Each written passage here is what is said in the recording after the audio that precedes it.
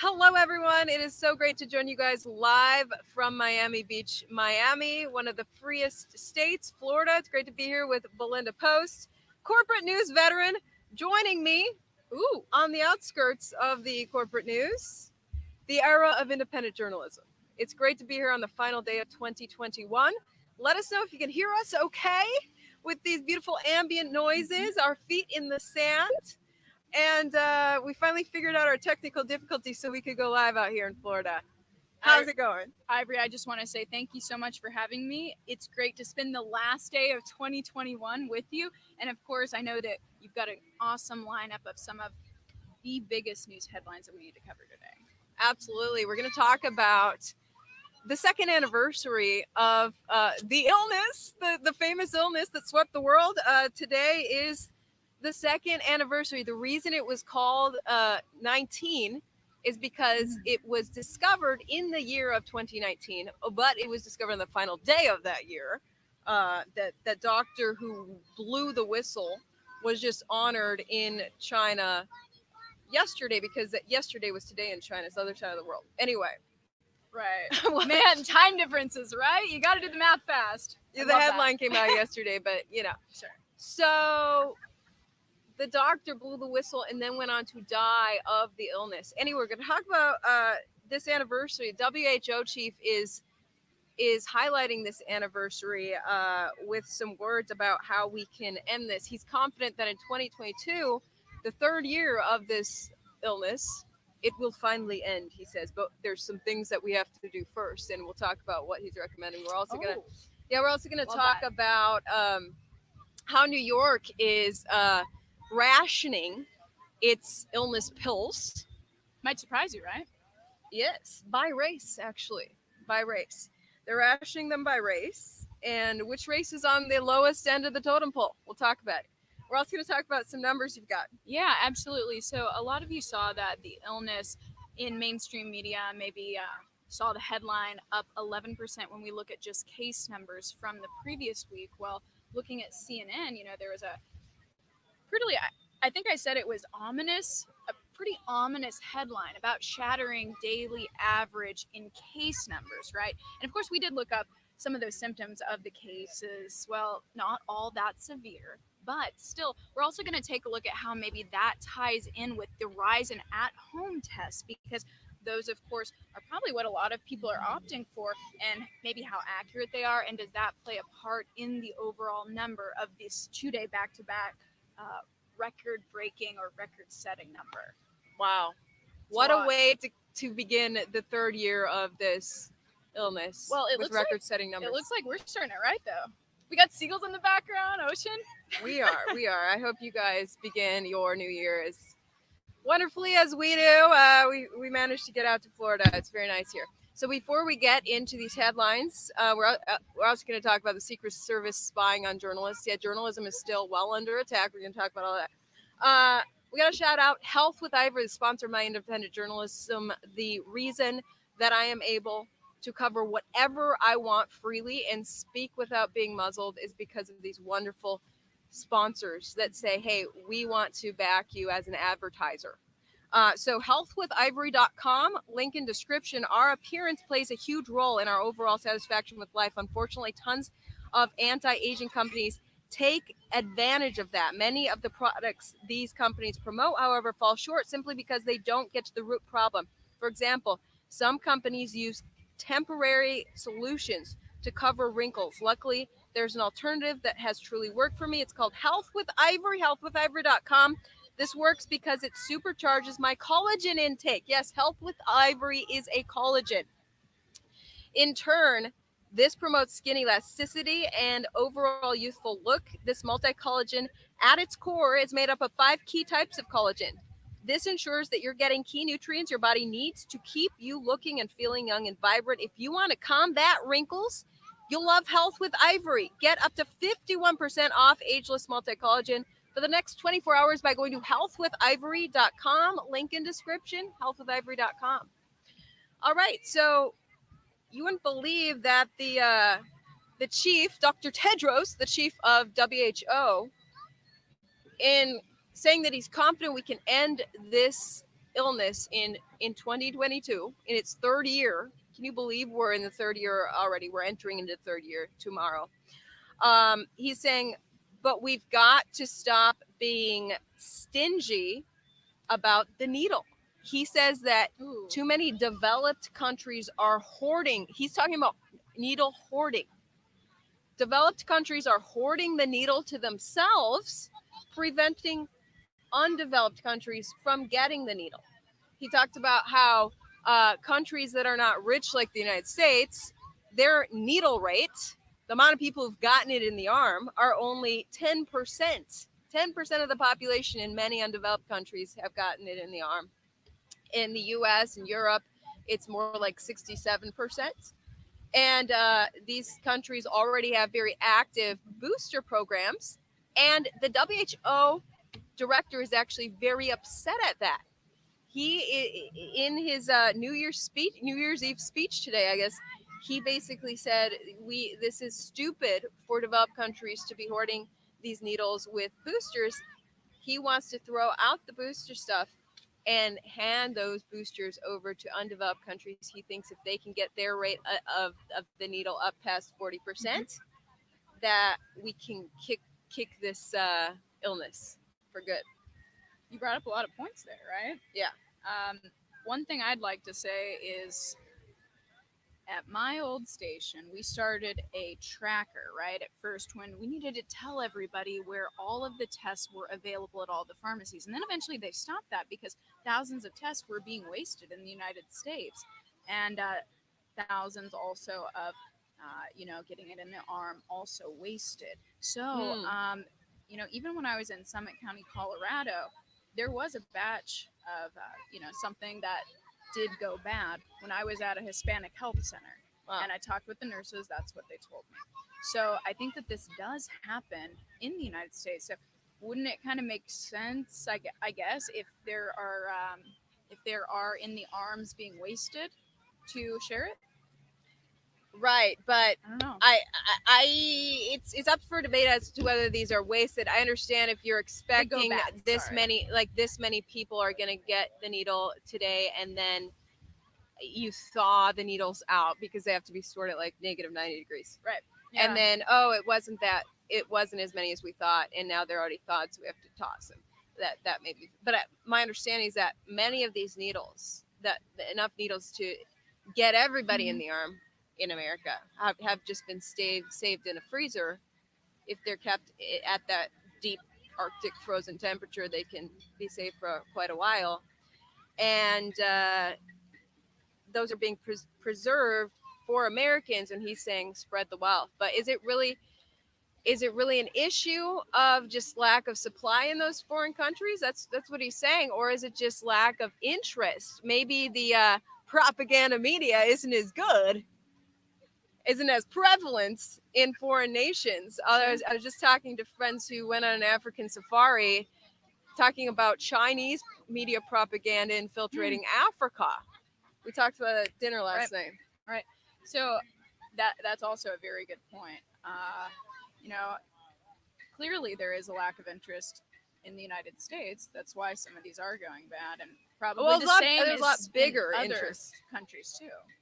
Yeah, there's a lot bigger interest in the United States. They're one of the most needled countries, but and that's with a very well organized propaganda media machine we've got going here. Maybe that media machine's not as good in other countries, pushing out the word that you must get it in the arm, or maybe the threats aren't enough. Maybe the freedom's being taken away. Maybe these people in other countries are like, hey, my freedoms are already gone, so you can't make me. Yeah, and speaking of some of those countries too, it's like they may have bigger worries. Malaria being one of them, something that we don't typically see here. Yeah, that may be a bigger worry in other places. So yeah, there are probably a lot of different conversations that can be brought to the table with that. Right. So the next topic I'm going to get to, because we're not going to keep it super long today. We know you guys have your New Year's plans. By the way, let me know where you guys are going for New Year's in the comments. So New York City, we got to talk about the official health advisory from the New York City Health Department on the rationing of its anti-illness, anti-schmirol. I'm not going to say the trigger words. What's it called? Paxlovid is the new Pfizer anti-schmirol. Yeah, Paxlovid, and then molnupiravir is the Merck version. These are basically clone. I mean, they really seem like clones of the I word, especially the Pfizer version. It's you take it for 5 days and it stops the illness from replicating, which is exactly what the I word has already been shown in many studies to successfully do. Uh, so Pfizer got its own version, and it's now being distributed in New York, but there's not a big supply of it available at this point. So New York City just put out this advisory. Looking at it now, New York Department of Health to healthcare providers and healthcare facilities. It talks about how Paxlovid and molnupiravir are now available, and then they go down to the eligibility list. People 12 and older of a certain weight. For Paxlovid, now 18 and older for molnupiravir. Now, let me just say that while Paxlovid is so far believed to be 88% effective, the Merck version is only 30% effective. 30%, that's not very good. Also, in reading CNBC, they talked about the risk for birth defects with the Merck version. So you got to weigh that in mind. Anyway, so this is to stop the illness from replicating if you are sick. Now, it's only going to be available for people who are early on. It's early treatment. They're only giving it to early on in your illness. If it's an advanced case, too bad. And then they close it out by saying non-white race or Hispanic Latino ethnicity should be considered a risk factor as increased risk of illness and death for the illness. So, and then they list that as non-white. So basically, this is the priority list. So they are saying here that basically white people are bottom of the totem pole. If by some chance there's leftover after other races get it, then white people are allowed to also get the pill that will prevent their illness from replicating. So that was very interesting that they listed that. And they also talked about long-standing systemic health and social inequities have contributed to the increase of the severe illness. That is in the official memo. So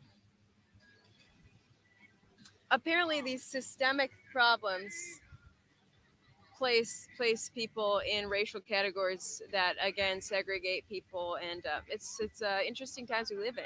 That based on the color of your skin, one group is not going to have as much of a chance at getting this pill that could save them from the illness. Sure, and this comes from the state, correct? State of New York Health Department. So everyone pays taxes equally, correct? Right. Well, allegedly. Well, there's a lot of Right, programs you're right. that kind of. A lot of I programs. should have said that, but that is something disturbing, because it's like if you go up to a private business, and the news would be all over that if it were something that, okay, we are going to deny service to X, Y, and Z, or we are going to limit our sales to X, Y, and Z.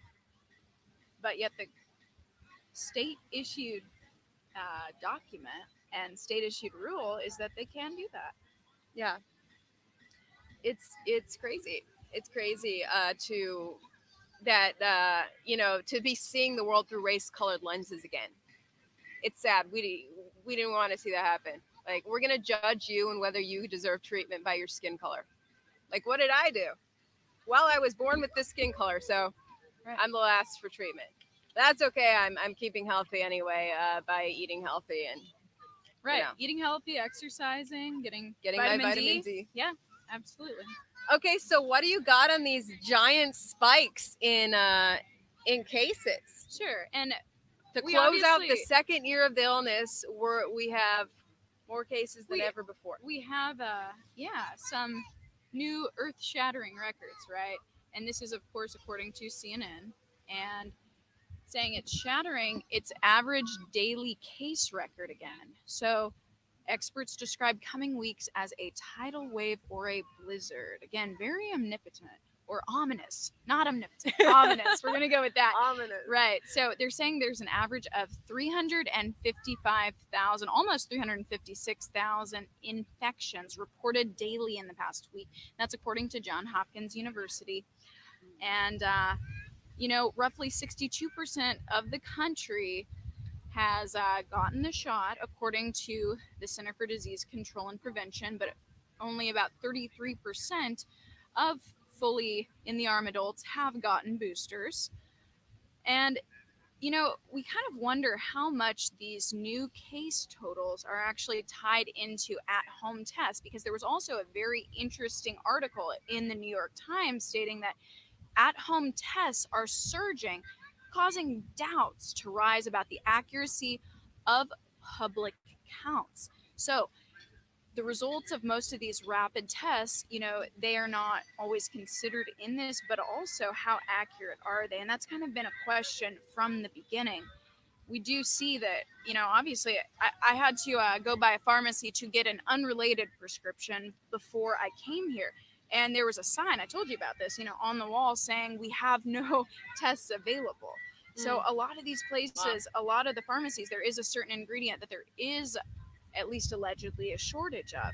So some of the tests that typically you would take that also is called into question, those are not available. And so people are relying on at-home tests. So are they taking it properly? Is this being counted properly?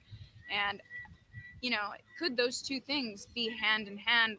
Why there are so many cases being reported back to back 2 years after the stop. We had a comment a little earlier that was from Jim over there saying 3 years to flatten the curve, which of course was from WHO health director, right? And you do think when it first started, what were we saying? It was 30 days or 2 weeks to flatten the curve. Yeah. And here we are. Right. And I don't know if you saw those long lines for testing surrounding Christmas. I never heard what exactly instigated that, but I think a lot of people were advised by the media, like, get tested before you meet with families so you know whether you're all safe to meet. And then afterwards, too, when you go back to work, because you've been flying or traveling or meeting with people you don't normally meet for. Anyway, it led to these incredibly long lines for testing, so I can see how tests are sold out. But it's been widely reported that how many cases are actually non-asymptomatic. And also there's so much doubt about those PCR tests and how, you roll it a little farther, it'll come positive. Anyway, so just more people testing. Yeah, you might have that chance of perhaps false positive or catching all the asymptomatic and non-contagious cases. And I do love that little graphic that some brilliant comedian made up where everybody is Spider-Man and they're all pointing a finger at each other. And I'm not going to keep pointing because I know a lot of people consider that very rude. But, it's allergies. It is the common cold. It is everything pointing at each other. But, I always thought that why so many people felt the need to get tested around the holidays was because they may have some outlying relative. I had several people tell me that. And it's just kind of like we point to the media kind of starting this up, but unfortunately it does infiltrate a lot of people's families. Yeah. I'm based in Houston, and one of the local stations there interviewed health officials who said that people getting the at-home test, actually there's no real way for health officials to adequately track that, so they actually don't calculate that in their numbers. Yeah, and that's one of the things also. Even this doctor is raising a question. Do counts of cases serve as a useful purpose? And if not, should they be continued? Even counting the test period. Our entire approach to this epidemic has been case-based surveillance. We have to count every case, and that's just not accurate anymore. So this is from Dr. Marcus P., the Chief Medical Officer at the Association of State and Territorial Health. It's a national nonprofit organization. Wow. Well, here's hoping that 3 years does flatten this curve. Sure. After they said 2 weeks, and before we end this, I've got to shout out the attack on journalism. I've got to keep highlighting this because it's very concerning what we're seeing happening. But actually, independent journalist Cheryl Atkinson, who ditched CBS News, she actually had a very similar story to me of being muzzled by CBS News, and she quit. She wrote a book about it, and she has now filed a lawsuit against Secret Service agents for illegally spying on her, basically violating the Fourth Amendment in regards to unreasonable search and seizure, because they were surveilling her and her husband and her daughter's computers and phones after she did a news story that targeted their people. Woo! So she's getting retribution.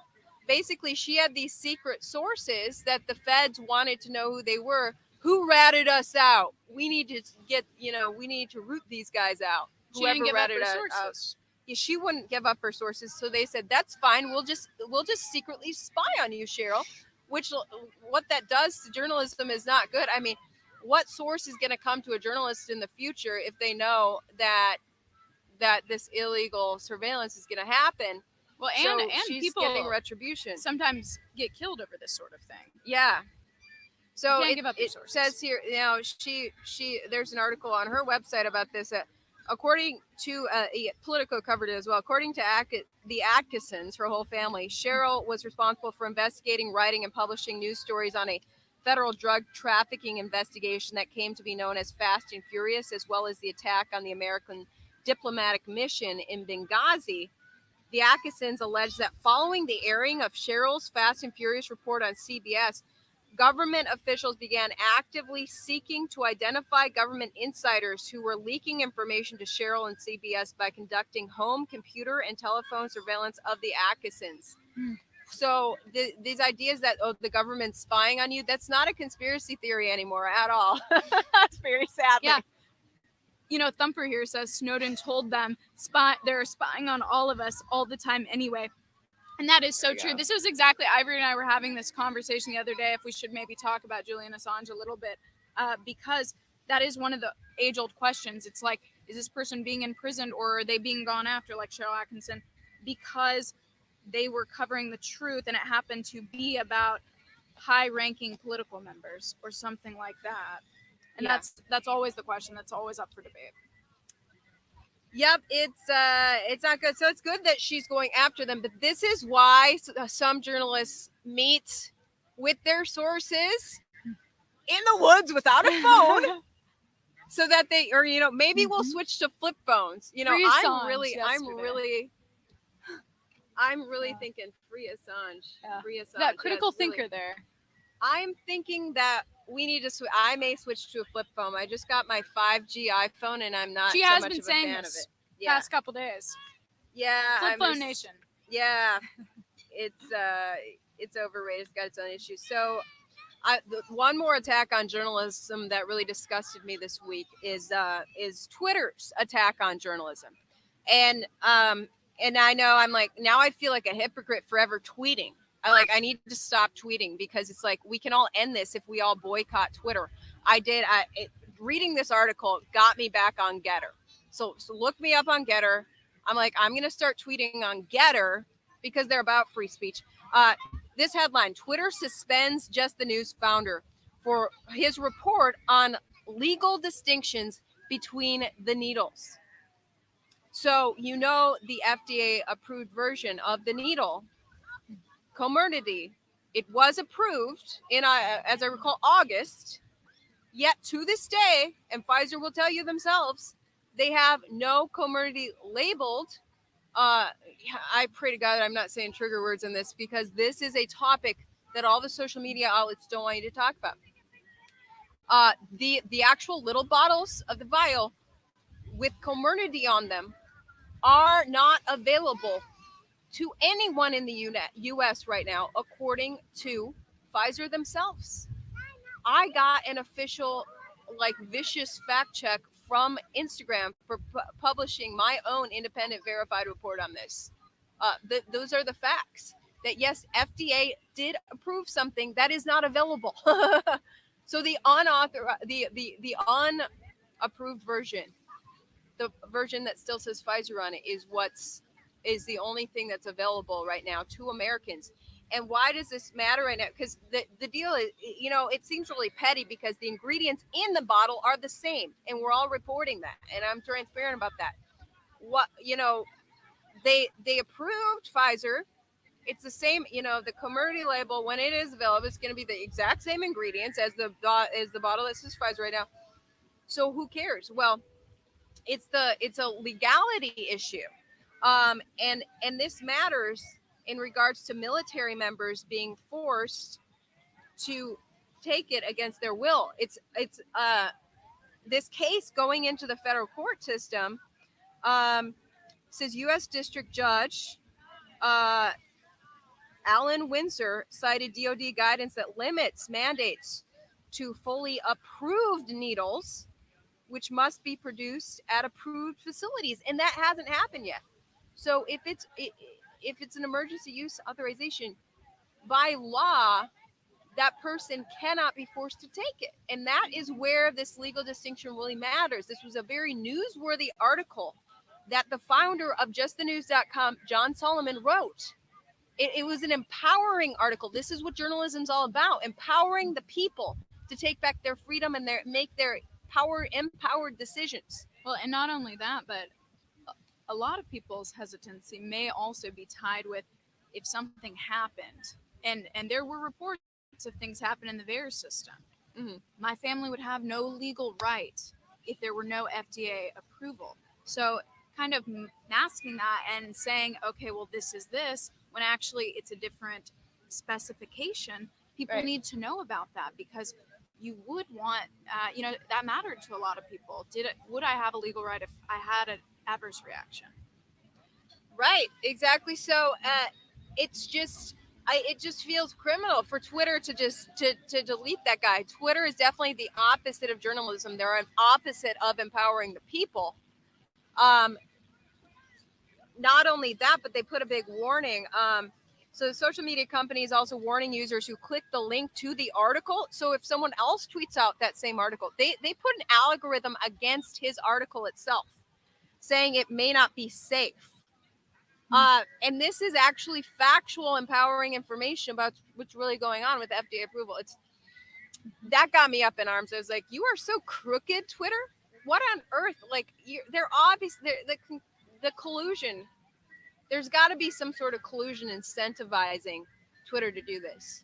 They're colluding with someone who wants all the public to be deceived into thinking they have no choice but to get this needle, and if they refuse, nobody's going to save them, and that's not the truth. Okay, it's actually the laws are in place to still protect people, but the Twitter doesn't want you to know about the laws and the court system.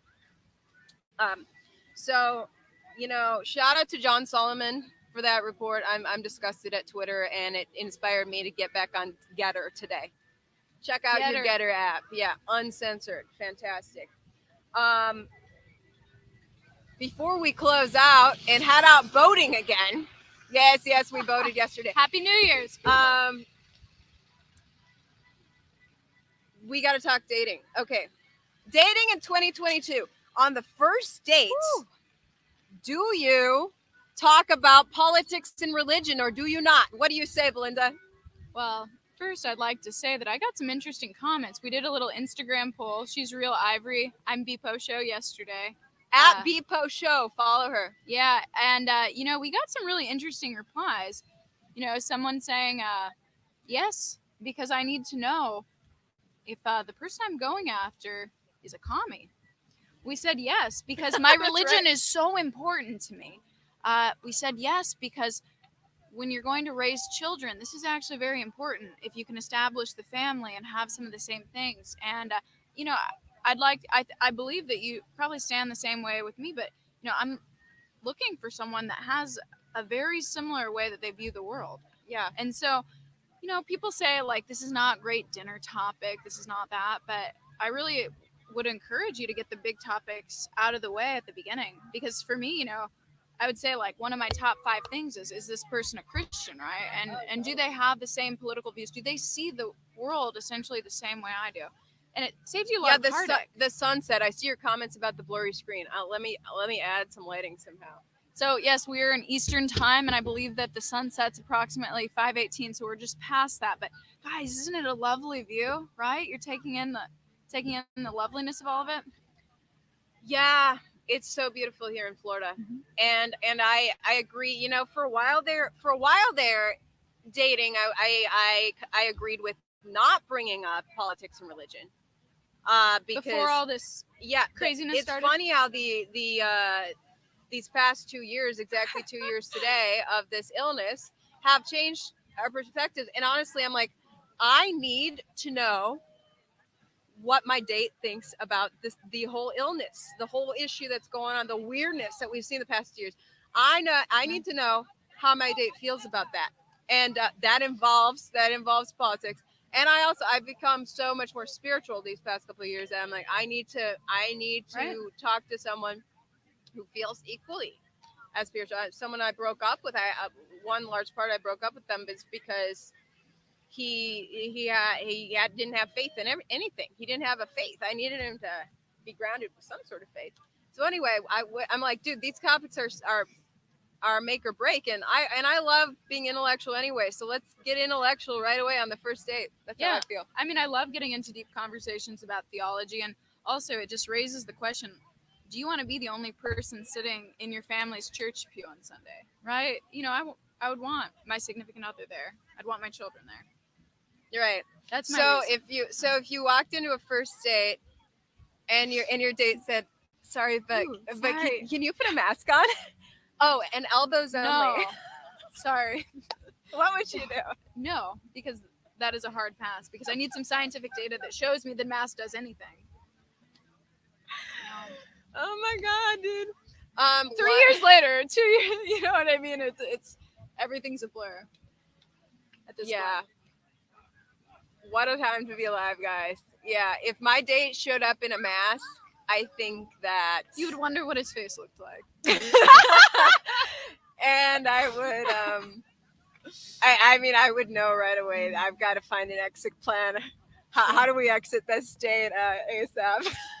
Belinda, there's an emergency happening, correct? Yes, Ivory, there is an emergency happening. Please come get me immediately.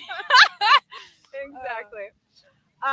So there we go. It's funny how how this whole illness, 2 years of illness, has separated people in ways unknown. I've lost friends, I've made friends, and we've all aligned with people who think more like us, and that could be good or bad. The world's kind of more divided than ever. Ivory, I have to tell you this. I often say I'm yet to lose, and this is not shedding light on somebody who did lose a family member, because that has to be extremely tough, but I'm yet to lose a family member or a friend to the illness. However, I did lose a lot of people around me because of their viewpoints on the illness. That circle, it got a lot smaller. Right. Sure did. Yeah. Interesting times. Well, I'm grateful for meeting so many people who actually are kind of this whole thing is kind of forcing them to think for themselves in many ways. Their own like inner knowing is picking up and saying, "Hey, the awakening. I need to be aware that maybe certain people that I thought had my best interest don't, and maybe I need to, think a little differently." And everyone's kind of, I'm grateful for all the people who are like, stepping up, finding their voice, and finding their free thought. So maybe this is a blessing in disguise. It's kind of an awakening of sorts, you might say. You're taking the red pill instead of the blue pill. that's for all my people who love the Matrix. Yeah. Yeah. So what's up, guys? We'll just check your comments. They got you a heck yes, which is for reverse Tinder that senses. we need a reverse Tinder that senses who has a their papers and who doesn't, and and warns. I'm reading your comments here. Well, You guys have some funny. And comments. shout out to Kevin, who says, in the coming year, you're going to meet a lot more people who think alike, including me. All right. That's looking ahead in a very positive way, Kevin. Am I moving to Florida? Rick asks. Well, Hey. I'm really tempted after this visit. It's been fantastic. I'm like, I should probably look for homes in either Miami or Tampa or anywhere in Florida, honestly. Yeah, it's I love it here. But I do live in Texas, which is a wonderful state as well. But why not expand? Right. I'm All right. looking for a new home, so why not Florida? Yeah, Sunshine State. you know, maybe we'll Yeah. come on down, both of us, and we'll have a regular podcast. There you go. But in the meantime, since we don't live in the same city, it's been such a treat to have you Yes, in girl. from Kansas City. She's based in Kansas City, so we can't podcast all the time. But we're like, you know, we got to catch up. We've been friends for like 6 years or something, whatever. It's been time flies, and we've been through it all, and now we find ourselves, as Drake said, December 31st, and we're in Miami just meditating. And it's wonderful. Are we on the cusp of 2022? Let's cheers with truth bombs. Cheers with more truth bombs to come in 2022 as the world's eyes open and we find our voices and our freedom. Cheers to freedom in 2022. Happy Cheers to New getting out of the Year. darkness. Happy New Year, everybody. We love you guys, and we'll see you very soon on the other side of the calendar.